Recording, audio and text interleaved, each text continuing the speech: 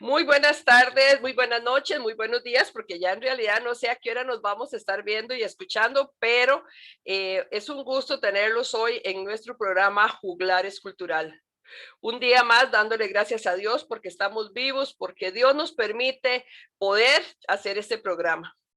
Un saludo muy especial a don Fernando Marín, director de la emisora de radio Producciones FM Radio.com, a mi gran amigo Marco Antonio Leal Rivera, ya cantante que andaba por allá, por aquellos lares de México, ya gracias a Dios lo tenemos acá en Costa Rica y es la persona que nos edita los audios para que salgan siempre así también como siempre lo sabe hacer su trabajo. También un saludo para todos y todas aquellos que nos escuchan, a Manuel Antonio Torres Flores, a mis amigas queridas de Lina, a Janet Cordero, que siempre está ahí pendiente, y a tantos y a tantas personas, a Luis Rodríguez, al profe Luis Rodríguez, también un saludo muy especial para él, y a todas estas personas que siempre viernes a viernes se unen en este programa. Hoy estoy muy contenta porque tengo un amigo de años, pero añales. Yo no me acuerdo ni cuántos años, si serán 20, 25, ya yo ni me acuerdo, pero en la realidad sí somos amigos desde hace muchísimos años, hemos pasado muchas experiencias bonitas, tristes, dolorosas, otras que nos han dado berrinche, otras que nos ha hecho reírnos a carcajada limpia, porque así son los amigos no siempre son solo para reír, sino también con los amigos a veces se llora y a veces se sufre y a veces se enojan. Pero él tiene un nombre muy característico, al que yo le voy a dar su nombre verdadero y después vamos a explicar por qué. Él es mi amigo Fabián Campos, a quien le doy la más cordial bienvenida. Buenas noches, Fabián. Bienvenido a este su programa Juglares Cultural. Bueno, muy buenas noches. Muchas gracias por la invitación. Y aquí feliz de estar en este programa. Y ahí le puedo decir, son 20 años. Desde el 2001 conocimos en un concurso de cuentos. Y aquí estamos, ¿verdad? Hemos pasado cualquier cantidad de aventuras en este camino de la cultura, de los cuentos. Y aquí feliz para compartir todo lo que haya que hacer. Claro que sí, monito, ¿verdad? Que se, bueno, ya te dije monito. Es que lo que les quería contar es que mi amigo, nadie lo conoce por Fabián Campos. Es decir, Fabián Campos fue el nombre que sus papás le pusieron cuando chiquitillo para llevarlo a bautizar, como diría mi abuela, para hacerlo cristiano. Pero su nombre artístico y el nombre por lo que se le conoce nacional e internacionalmente es Monito Cuentacuentos. Así es que yo sí quisiera preguntarte en este momento, ¿quién es Fabián Campos? Y después, ¿quién es Monito Cuentacuentos? Porque son dos personajes en uno solo. Bueno, Fabián Campos es un niño que nació en Barba de Heredia. Toda mi familia materna, mi nombre es Fabián Campos Chavarría. Los Chavarría de Barba son mis parientes, los que son Trigueros, Aguilar, Prendas. Chavarría somos parientes allí en Barba. Y que paso la parte materna, la abuela materna, era indígena huetar de Barba. Entonces hay allí algunos indicios de sangre indígena por allí. Y qué más que decirle, crecí en Barba, crecí en la escuela, Pedro Morillo, más, muchas otras cosas. Y fui creciendo, pero el asunto fue que nací con un problema de habla. De ahí es donde viene el apodo de Monito. Aprendí a hablar hasta los 11 años, es que mi lengua no se pudo desarrollar. Me costó bastante. Fue un milagro de Dios porque los doctores dijeron que nunca iba a poder hablar. Y durante el tiempo que yo no hablaba, yo me interpretaba por sonidos, gestos y muecas. Tuve un hermano mayor. Ya falleció, pero él era muy popular en Barba, muy conocido. Y a él le nombraron Mono, pero él nunca permitió que le llamaran por ese apodo. Pero usted sabe que siempre a espaldas de uno siempre le dicen las cosas, ¿verdad? Y yo, como dependía de él, él me cuidaba mucho, interpretaba todos mis sonidos, gestos, muecas, porque eran muy unidos. A él le decían mono y a mí monito, que yo no lo vi malo. A mí me gustaba que me llamaran monito desde pequeño y me acostumbré. Cuando ya pude desarrollar el don del habla, con el tiempo pues me di cuenta que había un talento, Dios me mostró un sueño ahí que yo me vi contando cuentos, y cuando decidí ponerme un nombre artístico, decidí que fuera Monito Cuentacuentos, en memoria de mi hermano, y qué más que hablar de nuestro Señor Jesucristo, que hizo un milagro, ¿verdad? Mi hermano ya murió, en el 2005 murió de un infarto, entonces siempre lo tengo allí en mis historias. Y aquí estamos.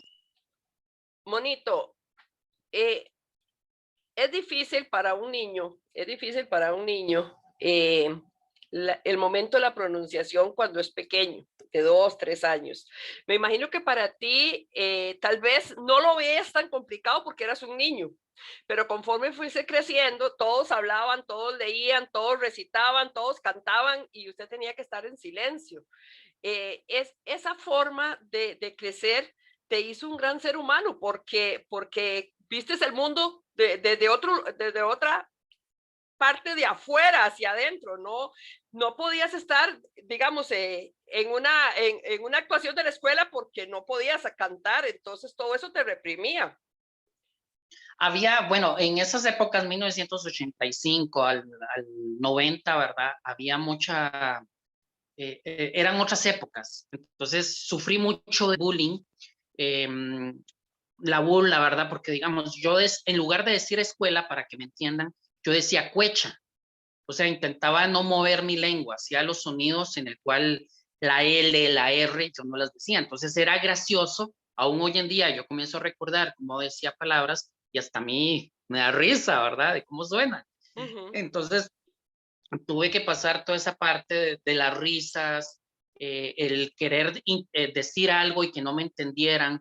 En mi aula, por lo menos en la escuela donde yo estuve, habíamos tres niños con el mismo problema. Me acuerdo que era Alejandra, Juan Luis y mi persona.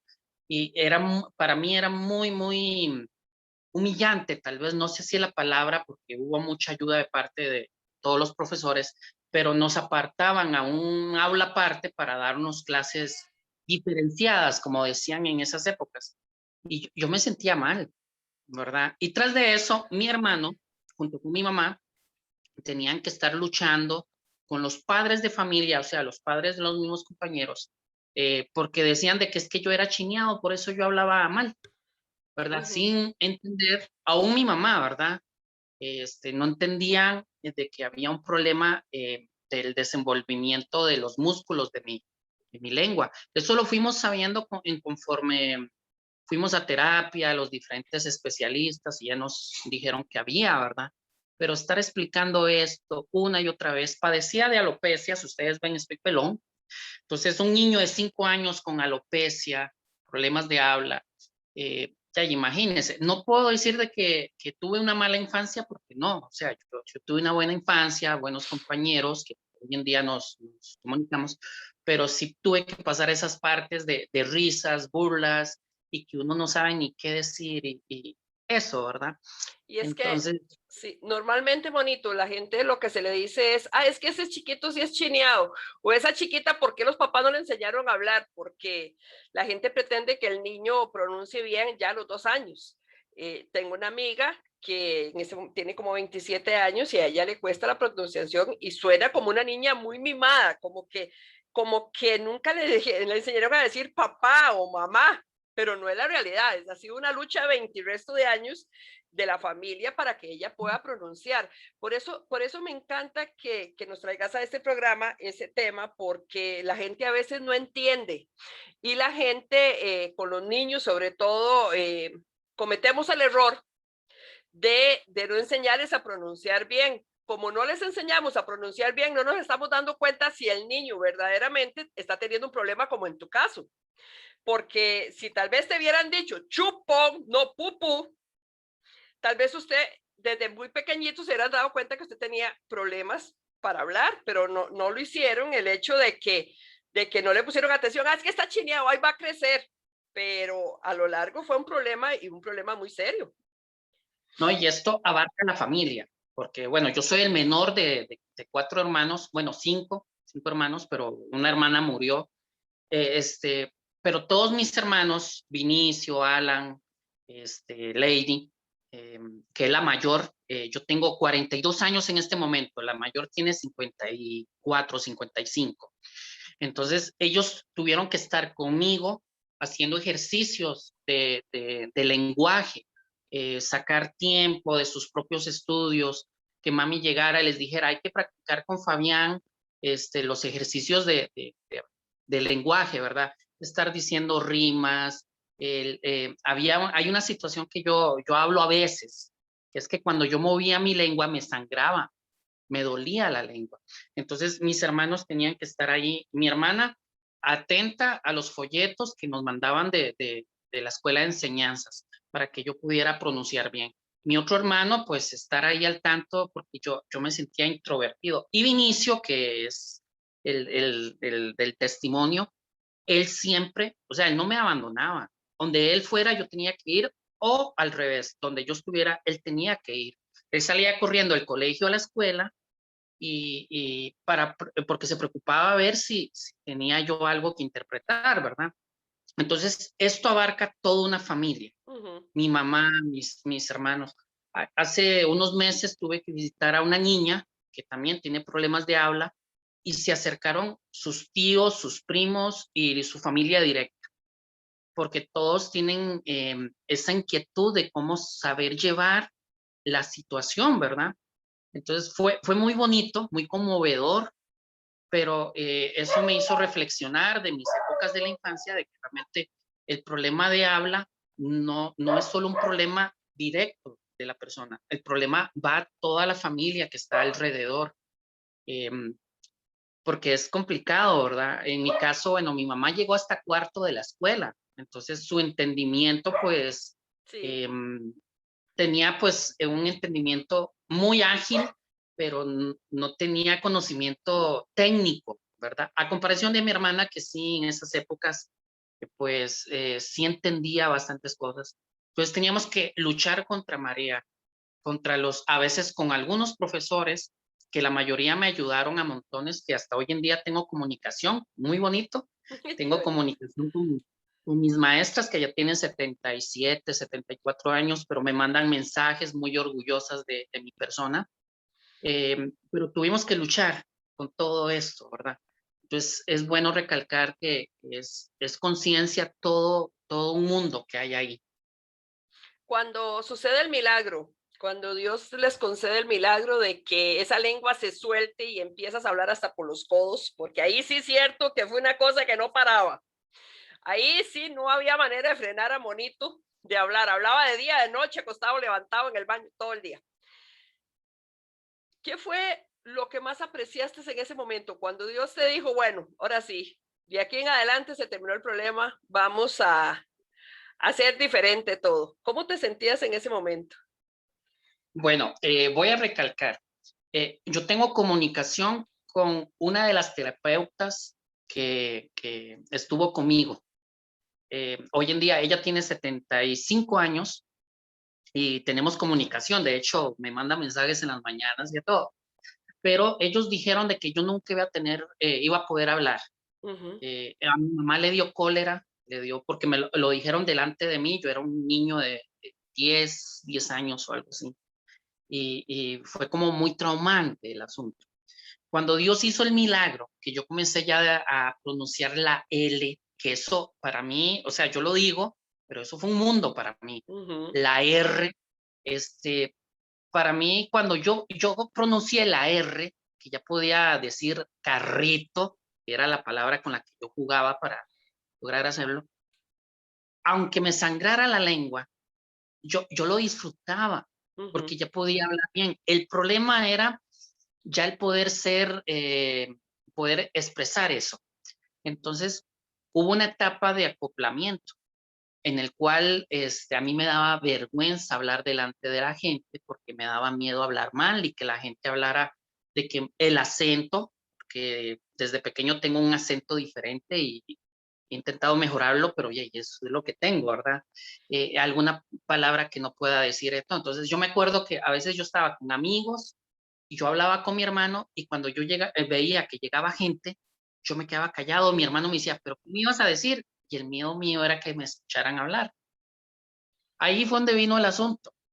cuando de repente en una ocasión yo pude hablar delante de varias personas, de varios amigos, y todo el mundo comenzó a reírse, pero no por la forma en que yo hablé, sino por lo que yo dije. Y yo Ujú. dije, wow, estoy entreteniendo a la gente, les Sí. gusta lo que estoy haciendo, no se están burlando, se están riendo, pasando un buen rato. Y se me fue quitando ese miedo y después me dije, ahora sí, voy a hablar los 11 años que yo no hablé, voy a recuperar esto. Y comencé a aprender a hablar ante la gente, con los amigos. Cuando digo aprender a hablar ante la gente es en un grupo de amigos, de tú a tú, hasta por teléfono. Todo eso tuve que aprenderlo ya Ujú. ya a edades de 11, 12, 13 años.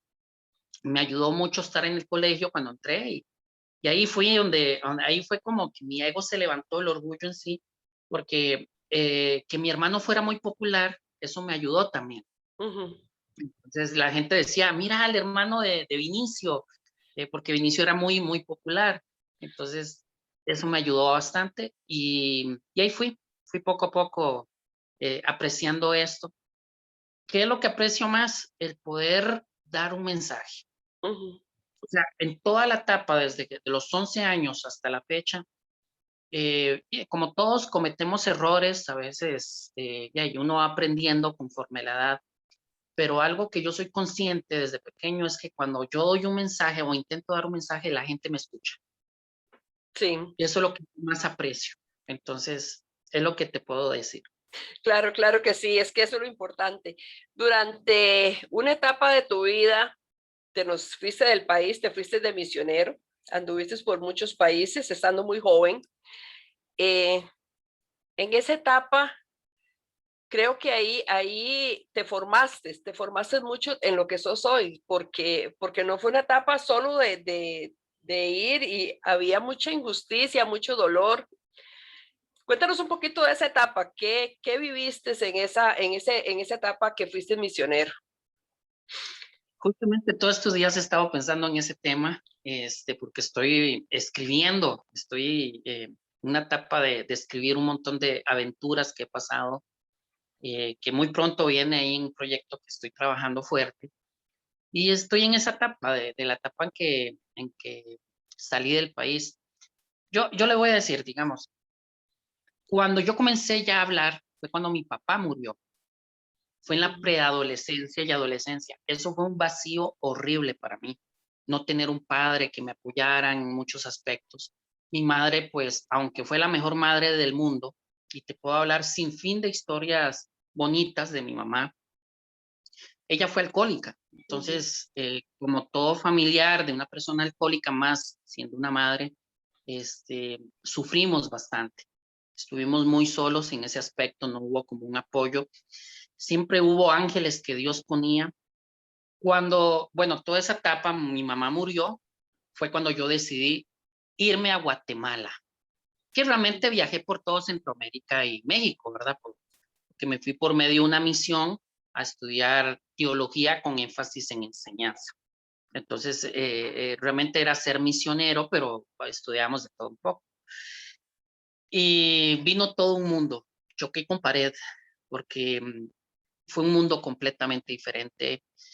Tuve que aprender a verme a mí mismo, me tuve que encontrar con muchos aspectos en mi vida que no estaban formados y fue muy duro, muy, muy duro encontrarme y chocar con pared y aprender de todo esto, que en parte no me arrepiento porque es lo que me ha hecho hoy en día, me ha hecho Ujú. aprender bastante, pero aprendí mucho. Estuve en lugares con gente muy humilde, con gente muy entregada, a ayudar a otras personas, a servir con todo el sentido de la palabra, así como las cosas no malas, porque no fueron malas, pero sí experiencias que uno dice, wow, esto no está bien. Claro, claro que sí. Bueno, en la otra etapa de Monito, y por ahí el nombre artístico, Monito Cuentacuentos. ¿Cuándo decides hacerte cuentacuentos? Porque escribes también, eres escritor, porque no solo eres cuentacuentos, y eso hay mucha persona que es cuentacuentos, pero en el caso tuyo, tú eres cuentacuentos y además eres escritor. decir, sí, que prácticamente todo lo que cuentas lo escribes o lo sí, reformas o lo haces a gusto tuyo. Te damos un texto y usted dice, no, no, no, un momentito, esto no es así, yo así no lo siento, así no es mío, yo lo voy a reescribir como yo lo siento. ¿Cuándo decides tomar esa etapa de tu vida? 1996 tuve un sueño donde me vi contando cuentos delante de un montón de gente.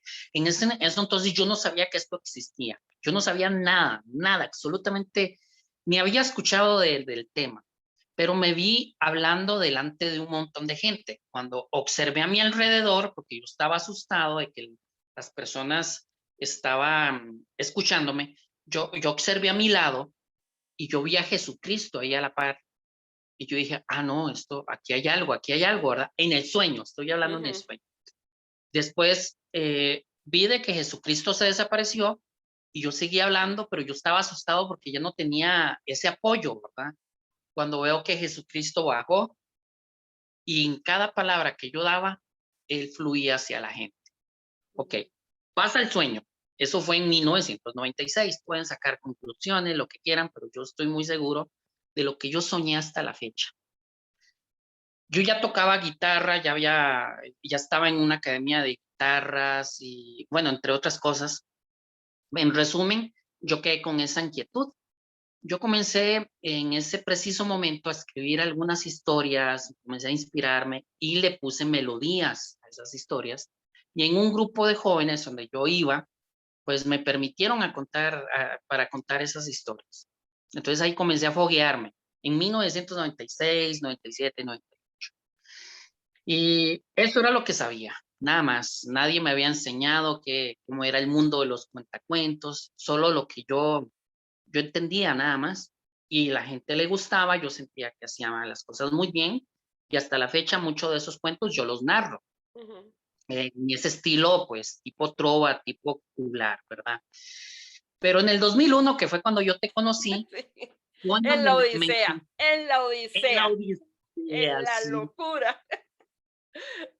Me Todos acuerdo que en vimos, ese perdón, Morito, todos vimos el anuncio, todos estábamos de vagos viendo tele a las 8 de la mañana.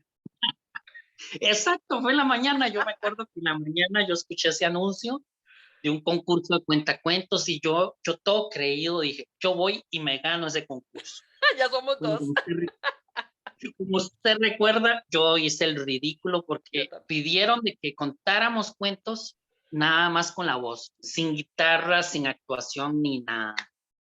Y ahí fue donde yo me di cuenta que ya yo me faltaban muchas cosas y conocí gente de otro estilo de narración, me di cuenta que había un mundo completo que abarca sin fin de géneros y como usted lo sabe, nos regalaron a los que perdimos el concurso, Sí, a hicimos los el que ridículo perdimos, porque tenemos que ser claros, perdimos todos.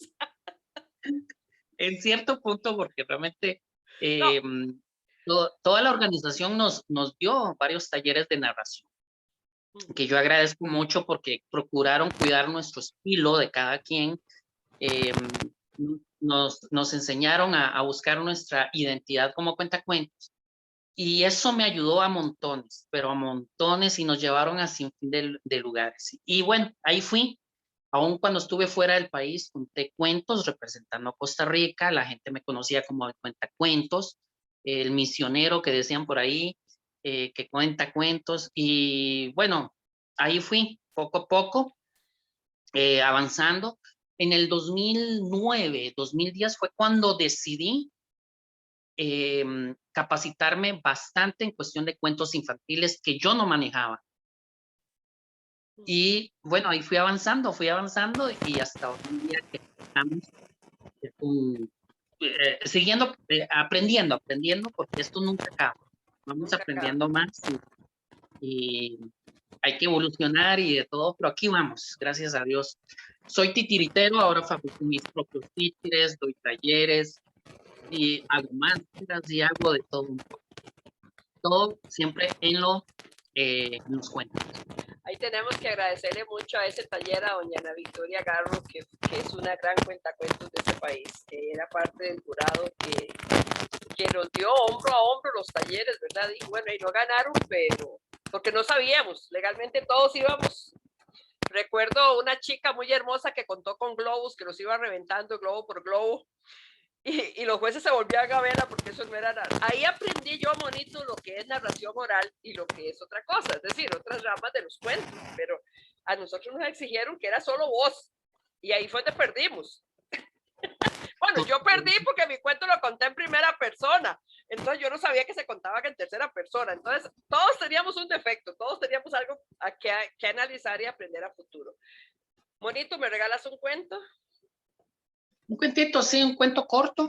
Puedo contarles en un cuento, como cuentacuentos, bueno, abarco varias áreas. Como estuvimos hablando, hay muchos géneros. Es un mundo completo, o sea, podemos ir a un universo de este camino de cuentacuentos.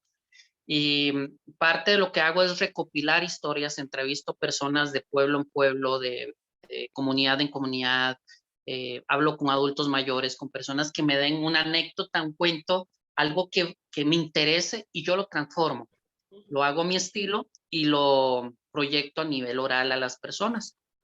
Entonces, ¿por qué les cuento todo esto? Bueno, tengo sin fin de historias que narrarles. Esta historia que les voy a narrar es una de esas historias que fui escuchando desde pequeño y que cuando comencé ya a investigar cuentos a nivel de campo, que es toda una aventura, ahora les cuento sobre eso, decidí pues investigar esta historia que me contaban tíos, adultos mayores y gente del pueblo de Barba. Entonces, se llama El Puente de Barba, donde asustaban. Tengo dos historias con ese mismo puente, pero este es diferente. Cuenta la historia que hace mucho tiempo, allá en los años 50, en los años 60 y 70, en la entrada del puente de Barba, no el que está hoy en día, ese grande donde es de 4 carriles, se pasa un montón de carros, no, ese no, uno pequeño, angosto totalmente, que era para carretas, ese antiguo puente, decían que asustaban. Cuentan gente honorable, adultos mayores, nuestros abuelos, que en esas épocas, al caminar por ahí, no importa la hora que fuera, escuchaba un lamento, así como el de... Algunos decían que era la Llorona, pero nunca la veía. Lo curioso es que algunas personas decían que solo aquellos que se portaban mal los asustaban, pero hasta el sacerdote de aquellas épocas escuchó aquello. Aún hasta en misa hablaba de que había que tener cuidado en ese sector a ciertas horas. No importa si era en la mañana, en la tarde, en la noche, en la madrugada, siempre pasaba eso. Eso sí, en ciertas épocas. Bueno, ya como sea, el tiempo pasó, la leyenda se narraba, alguno que otro pues hablaban de aquello. Pero en una ocasión, un barbeño que estaba estudiando arquitectura, o sea, se estaba haciendo arquitecto, pues decidió pues investigar o hacer una tesis sobre ese puente. Comenzó a hacer un estudio y se dio cuenta de algo. En ese puente, cuando lo construyeron, como era antiguo, pues había quedado una abertura, como un embudo. Y cuando el viento soplaba de oeste a este, pues ocasionaba ese sonido, ese efecto, como el de... Y como la gente no escuchaba de dónde venía, solo que como que venía del río, decían que era algún espectro, la Llorona, o lo que fuera, para asustarlos. Y claro, él comenzó a propagar lo que había detectado. Alguno que otro valiente decía, sí, yo ya sabía que era cierto. Era para darse el taco de que era valiente, pero todos se creían aquello. Y por mucho tiempo, pues pasó ese efecto, ya la gente sabía de que era por un embudo, un hueco, y qué más que decir. Arreglaron ese efecto o ese defecto que había prácticamente, y hoy en día quitaron ese puente y construyeron el que conocemos, que es un puente de 4 carriles y totalmente diferente. Cabe destacar de que el puente antiguo era solo para carretas, o sea, era un puente de madera en el cual construyeron ya uno de cemento, pero con la estructura de un puente para carretas. Sea como sea, así es como se narra la historia del puente de la entrada de Barba que asustaba. Qué bueno, qué lindo, ¿verdad? Que sí, esa historia me encanta, bonito, porque al desaparecer estos puentes y bueno, hay que darle amplía tantísimo carro, ¿verdad? Y ni modo, ahora hubo que ampliarlo, pero se muere la historia, se mueren las historias de los puentes, porque quizás en algún momento no hubo puente y la gente tenía que ver por dónde cruzaba el río también. Es decir, antes de los años 50 quizás ahí no había un puente ni siquiera para carretas. Entonces, tienen que haber más historias todavía más atrás, en ese mismo lugar, tienen que haber historias que alguien se llevó porque no las logramos rescatar. Claro, Entonces, tengo sin fin de historias sobre puentes, no solo de Barba, sino de casi toda Heredia, donde los puentes eran de madera, cómo se fueron construyendo y que no tenían baranda. La gente andaba en aquellas épocas en caballo o en carreta y se tenían que bajar para agarrar al caballo o a los bueyes y acarrearlos porque les daba miedo que se descarriaran, que cayeran al río porque no tenía barandas. Y sobre esa misma estructura, pues fueron formando ya los puentes de cemento, ¿verdad? En transcurso del tiempo. Tengo historias a montones y como no había alumbrado, o sea, no había luz eléctrica, la gente pues le daba mucho por tomar chicha, ¿verdad? Guarcaña, como quieran decirle ustedes, y cuando llegaban al puente para ir a sus hogares tenían que pasar gateando, porque como era tan oscuro que no se veía, pero ni un zancudo, o sea, era, no sé, los que ya saben caminar en el bosque o en el campo saben que la oscuridad es una oscuridad que no se ve ni la mano, ¿verdad? Entonces tenían que agacharse borrachos y pasar el puente gateando para procurar no caer del puente porque no tenía baranda y era de madera. Y bueno, le puedo contar sin fin de historias en sí cómo cruzaban el río, cómo fueron creando todo eso. Una investigación muy profunda donde tuve que ir a diferentes municipalidades, sacar documentos, hablar con gente, ver libros y demás. Pero es fascinante, o sea, que yo puedo durar horas hablando del tema.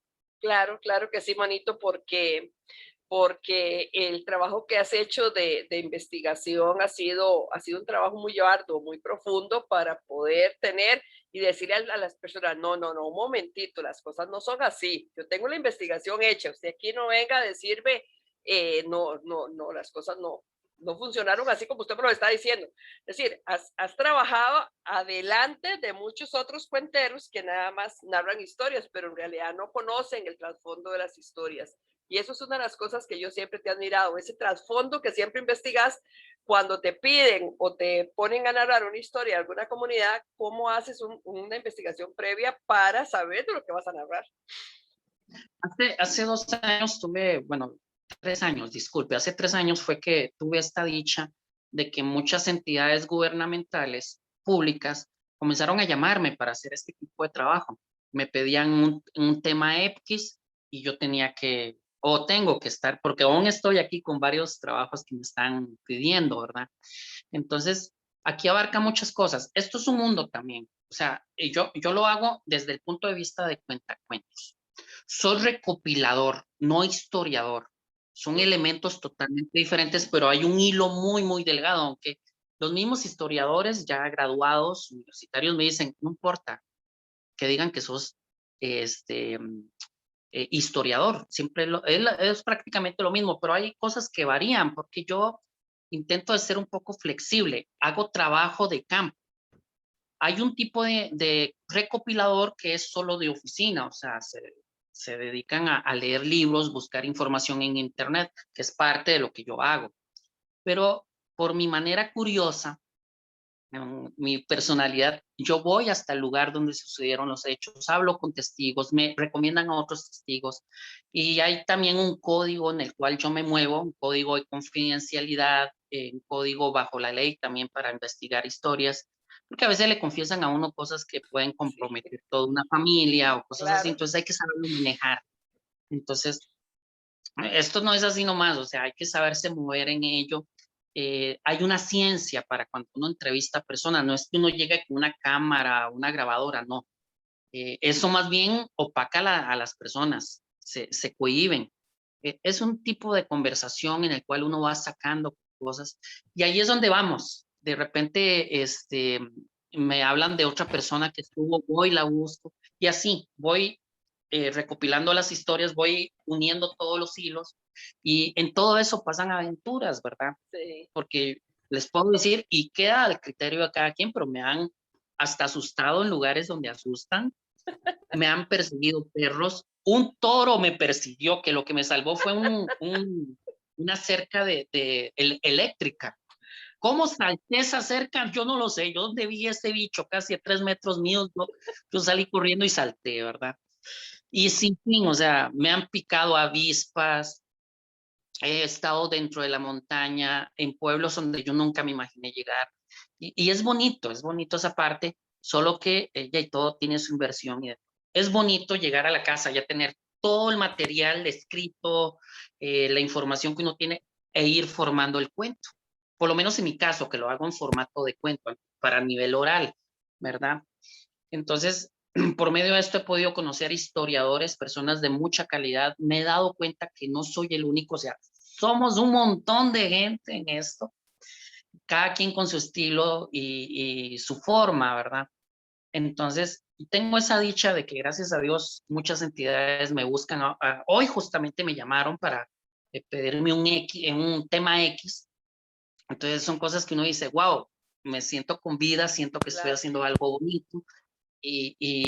Bueno, aquí podemos igual abarcar sin fin de cosas, porque esto se subdivide en un montón de ramas como recopilador y podemos hablar de ello, ¿verdad? Pero en mi caso yo lo hago siempre para los cuentos, como esta historia que yo investigué, fui a hablar con gente y fui agarrando pues información, tuve que ir hasta la municipalidad a buscar documentos acerca de ese puente, quiénes eran los ingenieros, todo, o sea, abarcar tantas cosas y vea el cuento que les narré, algo sencillo, bonito, pero abarca todo un trabajo en lo más profundo, ¿verdad? Entonces. Claro, claro que sí.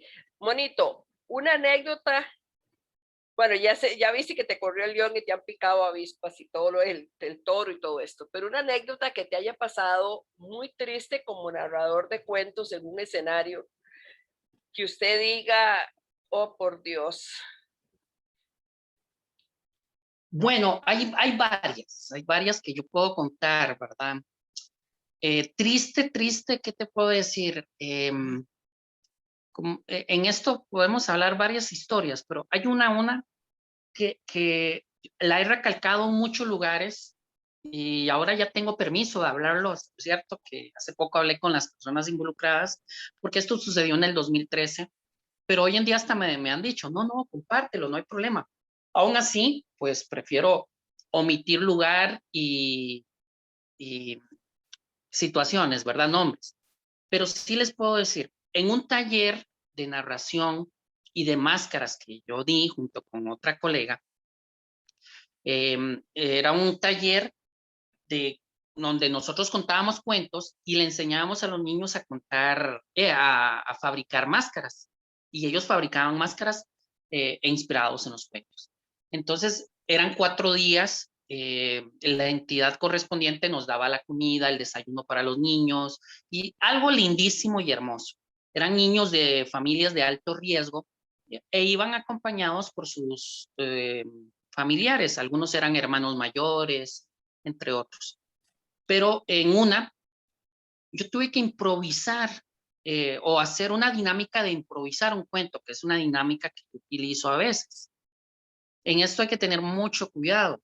Uno va aprendiendo, uno con el tiempo, pues ya con las diferentes capacitaciones y demás, pues no va entendiendo de que hay cosas que tienen que ser con mucha delicadeza. Esta dinámica trata de que yo digo una frase para empezar un cuento y en microsegundos yo señalo a alguien y tiene que decir algo más para agregarle al cuento. Entonces así lo hice con los niños y poco a poco eran más de 30 niños y cada quien dio su parte. Era bonito el cuento, pero se fueron más por el cuento de miedo, que es lo que les gusta. Y siempre agarro a los más extrovertidos en el principio y dejo a los introvertidos ya de último. Son los que más sacan cosas. Pero oye, me tocó señalar a una niña ya casi de último y ella se asustó. Y yo le dije, rápido, diga algo, rápido. Y llegó, me dijo, ya sé qué decir. En las noches llega un fantasma y me toca toda. Oh por Y yo, Dios. los niños no son tontos. Hoy en día ya la gente entiende muchas cosas. Yo no sabía qué hacer, pero por dicha ahí estaba la abogada, una de las abogadas de la entidad donde me contrataron. estaban varios padres de familia, me hicieron señas que yo siguiera porque yo quedé anonadado, no supe manejar la situación. Ese silencio que yo hice, pues abrió muchas cosas. Y después yo seguí normal y todos los niños siguieron en sus máscaras. Las personas correspondientes, pues, tomaron el control y, bueno, para resumirlo, era el padrastro que estaba, pues, no había abusado de ella en algo profundo, pero sí ya estaban en ese toqueteo en las noches. Hubo una denuncia, se metió el PANI, llamaron al verdadero padre y, bueno, se salvó una niña. Se Se salvó. salvó una niña por medio de esta dinámica, por medio de cuentos. Y, y bueno, fue algo que yo me dije, qué complicado para mí ese aspecto, ¿verdad? Entendí con el tiempo que más bien fue una dicha, pero yo me sentía mal en el momento. Yo no sabía ni qué hacer. De hecho, siguieron con sus máscaras y yo en un lado, yo no sabía ni, o sea, yo me sentía mal, como que si Sí, yo claro, había hecho algo mal, ¿verdad? Pero claro. bueno, fue una experiencia que pasé. Ujú. Eh, Hay sin fin de cosas graciosas, ¿verdad? Que uno como narrador ha pasado porque nos toca a veces hasta educar a la gente a que escuchen cuentos. En una ocasión, en una fiesta que me invitaron para contar cuentos, yo fui con un colega también y ya era tanta la cantidad de niños y los padres se fueron a un lado por allá y se nos salió el evento de control y los niños llegaban, nos pateaban, nos escupían, no Qué nos cosa. querían dejar contar cuentos, íbamos con títeres, nos agarraron varios títeres porque no había control. Entonces, son cosas que uno dice, qué mal, ¿verdad? Porque uno ha llegado a lugares donde los niños son muy educados, que obviamente son inquietos, pero no a ese nivel. Entonces, son cosas que uno dice, bueno, a reírnos, a vacilar, a contar esto como una anécdota, pero sucede, ¿verdad? Y ya uno sabe qué hacer en esos momentos. La madurez que lo lleva al transcurso de los años, pero sin fin de cosas que podemos hablar de eso. Claro, pero en el momento uno dice, oh por Dios, ¿qué me está pasando, verdad? ¿Cómo salgo yo de este enredo en el que estoy metido en este momento? Ahí es donde uno, con la capacidad de los años, es cuando uno intenta salir de un problema de estos porque uno no lo está ocasionando, son los agentes externos alrededor del cuentacuentos. A mí me decía una muchacha, llegan, los maestros desaparecen, quedan los niños, los padres desaparecen, quedan los niños, el sonido no funciona, una moto suena acelerando en la calle y uno dice, no se escucha nada, ¿qué estamos haciendo, verdad? El narrador de cuentos tiene que saber mucho improvisar y creo que en tu caso es una de las cosas que manejas mucho, la improvisación a la hora de narrar cuentos, depende de donde estés. Sí, es parte de los talleres que doy a veces. Bueno, ya llevo como un año y resto no dar talleres, Ya somos dos. pero es algo de lo que yo hablo con mucha fascinación, el saber improvisar en un cuento. En mi caso es que es algo curioso, porque yo soy metódico con mis cuentos, o sea, yo narro con rima y es muy estructurado, muy cuadrado. ¿Cómo hago para improvisar con rimas? No lo sé, me sale, me fluye, ¿verdad? Es un talento nato, pero sí hablo mucho de cómo improvisar en situaciones así como manejar público en lugares pequeños, grandes y de todo. Y bueno, y ahí nos toca de todo un poco, ¿verdad? Y recuerdo una vez, una de las tantas experiencias eh, con una escuela X que trajeron a sus alumnos, era un lugar de alto riesgo. Me pasaron dos cosas que marcaron, ¿verdad? Cómo los niños, de una manera de rebeldía, querían interrumpirme o me retaban, como retándome. Hicieron las maestras, llegaron, sentaron a los niños y se fueron con los celulares allá, ¿verdad? Cabe rescatar de que esto solo en un lugar me ha pasado, en muchos lugares las maestras son un amor, personas de mucha calidad que hasta hoy en día la mayoría mantengo pues, comunicación, pero en este lugar fue esa situación, ¿verdad? Y los niños malcriados, insolentes, pero ¿qué fue lo que hice? Fácil. Ya la experiencia me llevó a entender muchas cosas. He estado en clases de psicología, siempre en énfasis de cuentos y otras cosas. Entonces yo lo que hice fue que estos niños que no me dejaban contar cuentos y que estaban alborotando a todos los demás, los hice pasar al frente. Ujú. Ellos pasaron de una manera sacando el pecho, así como que ¿Cómo se conmigo no se puede. ¿Y qué los hice hacer? Ayudarme a contar cuentos. Uno se puso a rapear, ¿verdad? Conforme yo le iba diciendo el cuento. Otro comenzó a hacer un sonido ahí como el beats, ¿verdad? Otro comenzó a hacer, y así varias cosas. Y eso fue una sensación que yo controlé esa. Sí me dije, wow, qué difícil es ver a las responsables que se lavaron las manos y se fueron por allá. Pero tuve ese control y me gustó a montones, porque al final uno de los niños, ya cuando terminó el evento, se me acercó. Entonces comenzó a preguntarme dónde vivía yo. Se enfatizó tanto en dónde vivía, ¿verdad? Yo, ¿qué será? Entonces comenzó a decirme, ¿y cómo es tu casa? Y yo, una casa normal, con techo y de todo. Ah, es que yo tengo una casa de latas. ¿Cómo quisiera vivir en una casa de cemento? Yo, uff, ya entendí qué fue el asunto. Sí. Pero a él le gustó. De hecho, era uno de los niños malcriados, pero se portó de maravilla con todo lo que hicimos. Él se sintió, pero con el ego, o sea, se le subió se sentía bien, ¿verdad? Y yo, wow, ya estoy entendiendo muchas cosas. Cuando hablé con el niño, eso sí, me sentí muy, muy bien con ellos, con todo lo que hice, cómo el dominé a cada uno de los niños y sin fin, ¿verdad? Entonces, Cuál es el público más difícil y el más bonito para contar? ¿Tenés un público definido o el público es público?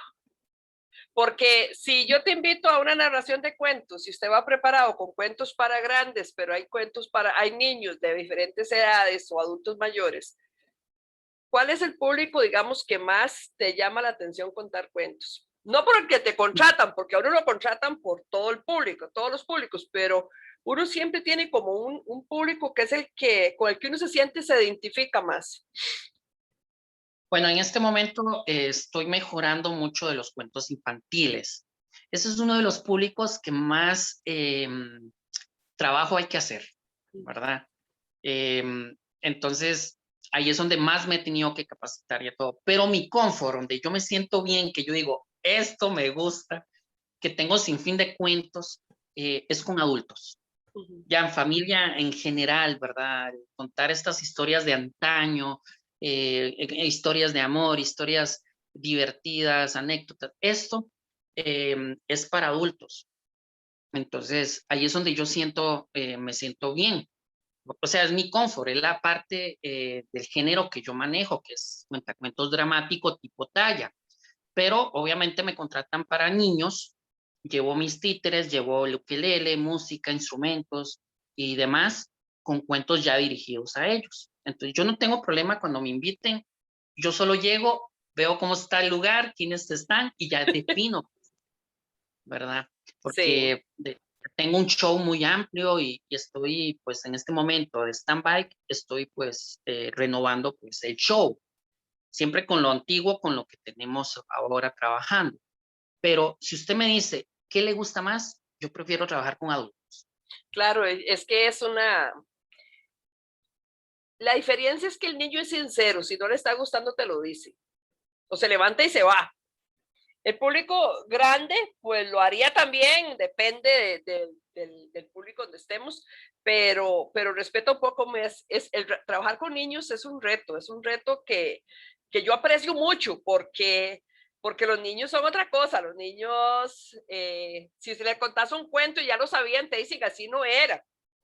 Por eso nosotros, bueno, en el caso tuyo y mío, normalmente no contamos cuentos de otros autores, contamos los nuestros, porque eso Los nuestros, sí. facilita que ellos tengan el interés de saber cómo se va a desarrollar el cuento y en qué va a terminar el cuento. Eso es sumamente importante para los narradores. Yo siempre, Y de hecho, lo digo. es otra forma de narrar cuentos. O sea, la forma en que yo narro cuentos a nivel dramático, tipo talla, es muy diferente a contar cuentos a nivel infantil. Es un método distinto. Entonces, en transcurso de los años, yo creo que ya llevo 10 años de estarme capacitándome en esta área infantil, donde y ahí uno entiende de que es diferente, o sea, yo no puedo llegar con un cuento como este del puente, yo no puedo llegar con niños a contarles ese cuento, Ya a partir de la adolescencia, sí, en adelante, pero ya con los niños es otro tipo de cuentos, más sencillos, más prácticos, más interactivos, cosas que con los adultos, que sí sucede de que lo interrumpen, pero es parte del show, Sí, pero ya uno puede utilizar un lenguaje más profundo, temas más para adultos, ¿verdad? Tengo una historia de amor que a mucha gente le gusta, ha sido un hit desde que la estrené, una historia fantástica, donde yo escribo un montón de cosas que pasan en la pareja y de todo, y yo veo señoras adultas echando lágrimas, y señores así echándose una risita, así como, ay, yo hice eso, ¿verdad? Y varas así. Entonces, es muy diferente, ¿verdad? Que sí, yo pueda decir, mira, y se fueron a un cuarto y sudaron profundamente, y el vapor del calor, o sea, ya con niños yo tengo que llegar con cuentos de leones, de conejos, que ardillas, que aquello, esa fantasía, y cosas muy cortas. Yo con los adultos, este cuento dura 10 minutos, yo le he llegado a sí, tener hasta 20 minutos, y sí, la gente lo goza. Entonces, son cosas que uno va aprendiendo, y me ha gustado mucho meterme en esta parte infantil porque ha sido un reto, ¿verdad? Y hoy en día me siento muy bien, pero es diferente. O sea, ustedes me dicen, cuenten cuento para todos, pero si yo veo niños, yo tengo que moderar muchas cosas. claro, claro que sí. ¿Me contarías un cuento pequeñito para niños? Un cuento pequeñito o un pedacito de un cuento para niños, porque también Claro, en la emisora y en el programa Juglares Cultural tenemos niños que nos escuchan y para familias que se sientan completas, a todos juntitos a escuchar el programa. Entonces, un cuentito para niños. cuenta de que el cachorrito, que era el hijo de una pareja de leones, que tenía su gran melena, sus grandes garras y sus grandes dientes, se perdió en la selva, todo por seguir un sendero. Él no hizo caso porque sus papás le habían dicho que no se alejara, que no se fuera lejos, pero él no pudo regresar. Llegó la noche, pasó frío y comenzó a llorar. Pero cuando llegó la madrugada, cuando salió el sol, ese amanecer, vio que estaba cerca de una granja. Y en esa granja habían vacas que hacían mu. En esa granja habían gatos que hacían kikiriki. Y también habían chanchos que hacían oin, oin, oin, oin. Y qué más que decirles, también había unas cabras que hacían me. Pero esas cabras vieron al cachorrito sin saber de que era un leoncito, lo adoptaron como hijo y con el tiempo fue creciendo. Toda la granja, todos los animales se rían de aquel cachorrito porque lo veían diferente. No comía pasto, no saltaba como cabra, ni hacía como ningún animal de la granja, y por eso se burlaban. En de a ello, pues el tiempo pasó y fue creciendo y le salió esa gran melena, esas grandes garras, esos grandes dientes, y todos los demás se burlaban de él. Y el leoncito, ya siendo un león grande, pues se sentía mal porque no entendía que él era diferente, sea como sea. Él comenzó a notar que en lugar de hacer como una cabra, en lugar de hacer como una vaca, como hacer un gallo o un chancho, él hacía como un león. Pero él no sabía que era león. Entonces, en una ocasión, ya muy cansado de estar con las cabras, decidió irse donde estaban las vacas y vio que hacían mu. Y él dijo, si yo logro hacer como una vaca, me van a aceptar y van a dejar de burlarse de mí. Pero en lugar de hacer como una vaca, hizo como un león. Y qué más que decirle, se fue donde estaban los gallos y vio que los gallos hacían kikiriki y él dijo, si logro hacer como un gallo, me van a aceptar en el corral. Entonces llegó, intentó hacer como un gallo, pero hizo como un león. Y también, bueno, ya muy cansado, se fue donde estaban los chanchos, pero los chanchos fue diferente. Los chanchos se bañaban en el barro, se ensuciaban en el lodo, y el león dijo, yo no voy a ensuciar mi linda y hermosa melena. Entonces se fue a un lugar cerca, se fue de la granja, pero estuvo cerca, allí en una montaña, en una cueva, y desde lejos observaba a toda la granja y lloraba porque quería ser aceptado como él era. Hasta que en una noche, a lo lejos, vio que todos estaban de fiesta. Y él dijo, lástima, cómo quisiera estar con ellos, porque sea como sea, aunque se burlen de mí, yo los quiero porque crecí con ellos. Es mi familia. Pero al observar bien, vio que había un lobo feroz, como hacen los lobos, y estaba hambriento y se iba a comer a todos los animales de la granja. Y el león desde lejos, al saber qué estaba sucediendo, erizó su gran melena, sacó sus grandes garras, sus grandes dientes y salió a una velocidad sorprendente. Cuando llegó a la granja, saltó la cerca, llegó donde estaba el lobo feroz y le gritó fuertemente. ¡Raa! Y el lobo feroz salió huyendo para nunca más regresar.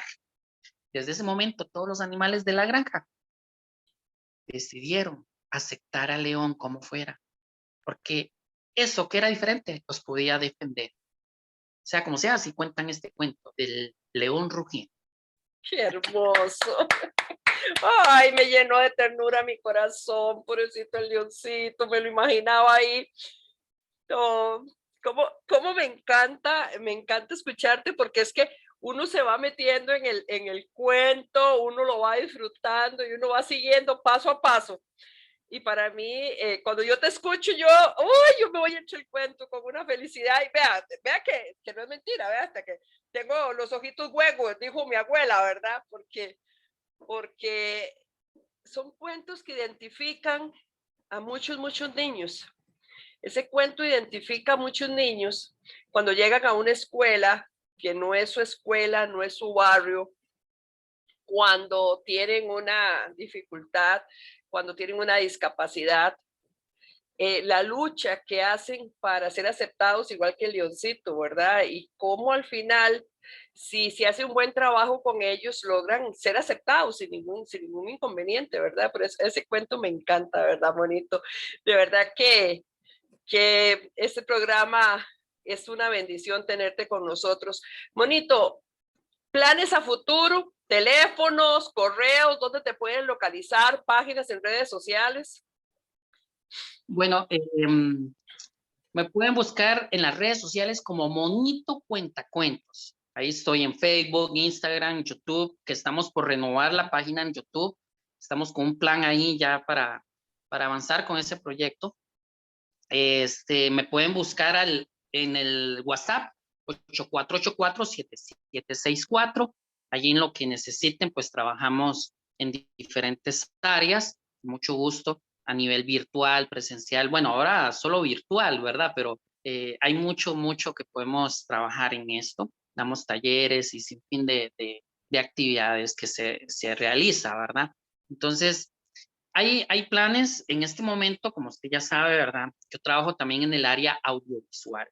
Yo estoy trabajando en un documental o un proyecto audiovisual de cuentos barbeños y de San Rafael de Heredia, que es un trabajo que he realizado desde un buen tiempo recopilando historias y son tantas que decidí pues sacarlo a nivel audiovisual muy profesional, entonces aquí estamos trabajando y muy pronto van a ver ese material. En todo caso, en las redes sociales allí ya hay algunos documentales que mi amiga Lilian aparece por ahí también, un documental de cuentos donde ella le tocó pues exponer su arte, su género, y también en un cortometraje donde Lilian es una de las protagonistas, ¿verdad? Donde me picaron las hormigas.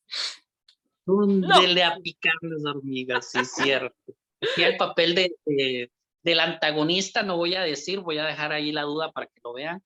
Y en parte detrás de cámaras, ella estaba ya maquillada y de todo, y nos estaba asustando, pegando gritos, pero los gritos era porque la picaban las hormigas.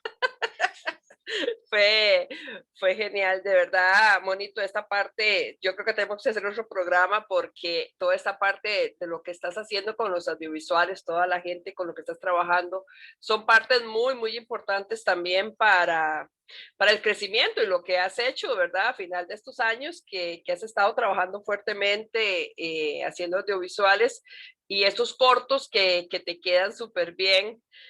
Hace poco estuve conversando con el profe que nos prestó la casa en Sarapiquí para hacer que fui parte, y decía que en una de las partes que yo oía pasos, en realidad sí los estaba oyendo y sí estaban sucediendo, no era nadie, los pasos se estaban oyendo en la cabaña.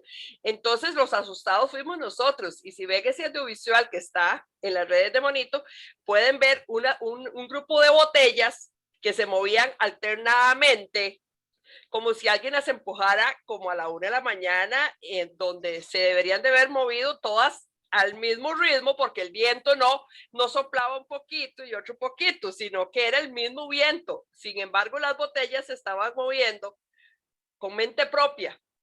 Y esas cosas ahora cuando uno las comenta, a uno le da miedo. En el momento nos daba risa y susto, pero ahora da miedo.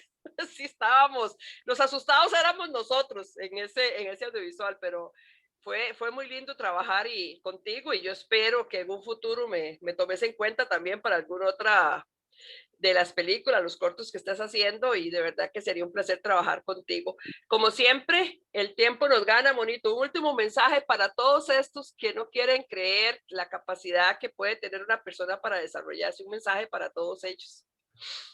Bueno, siempre creer en uno mismo, poner todo en manos de Dios, que es una de las cosas que yo hago. Primero que todo, hago una oración poniéndole en manos de Dios todo y que vaya adelante todo lo que yo haga, cada palabra, siempre capacitándose, actualizando. En esto no hay un tope. O sea, yo no puedo decir que ya sé todo, no. Siempre hay que capacitarse, aprender de todos, tener un sentimiento de servicio hacia la gente, de humildad. Eso es lo que yo les puedo decir.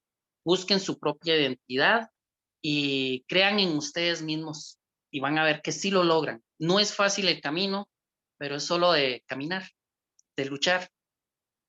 Eso es lo que les puedo decir. Claro que sí, es un camino que no se agota, es un camino donde paso a paso vamos entendiendo que las diferentes formas de aprendizaje que nos da la vida y los cuentacuentos normalmente somos una gran parte de nuestra propia vida, es lo que sale en un cuento, lo relatamos de diferentes formas porque le ponemos había una vez y ya el dolor cede, la alegría cede, todo cambia cuando le ponemos un término de cuentacuentos. Muchísimas gracias por haber sido parte de este Juglares Cultural. También muchísimas gracias a don Fernando Marín, productor de la emisora Producciones FM Radio.com.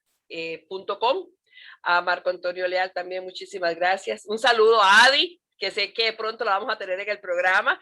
Un saludo para Adi, otra gran cuentera, una mujer que lucha muchísimo también por los cuentos. Un saludo y un abrazo a la distancia para ella y para todos aquellos que nos ven y que nos escuchan en su programa Juglares Cultural. Muy buenas noches, muchísimas gracias, que Dios les bendiga. Un abrazo para todos. Chao, chao. Yeah.